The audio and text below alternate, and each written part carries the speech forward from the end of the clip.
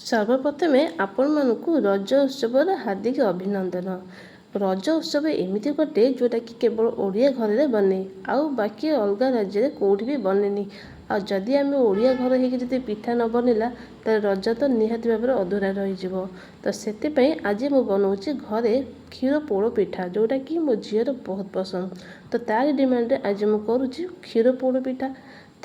तो एबे चलतु आम प्रस्तुति करवा। तो प्रथम मो चाउल को मु 3-4 घंटा भिजई आबे मु बाटी देती पूरा पतला हिसाब से करके।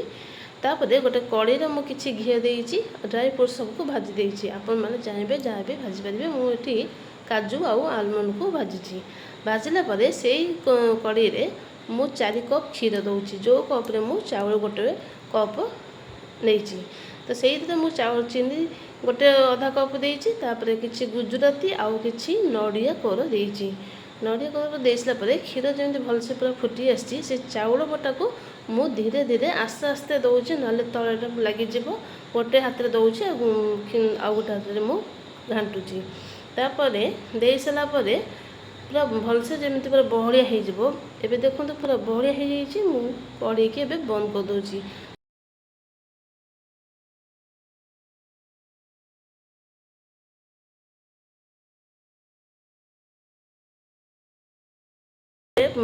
जगार टे पानी नहीं ओदा हाथ होता आम पूरा सामान करके दबा दे सारापर किसी घी भी दूचे ताकि ऊपरटा पूरा चिकन देखा दे सारापर मुझे कभर कर दूची 20 मिनट आउ ये देखो कड़े मोर टे होल्ड अच्छी। तो से गोटे इयरबड दूसरी आप चाहिए जदि गोटे कागज भी दे पारे देदेवे।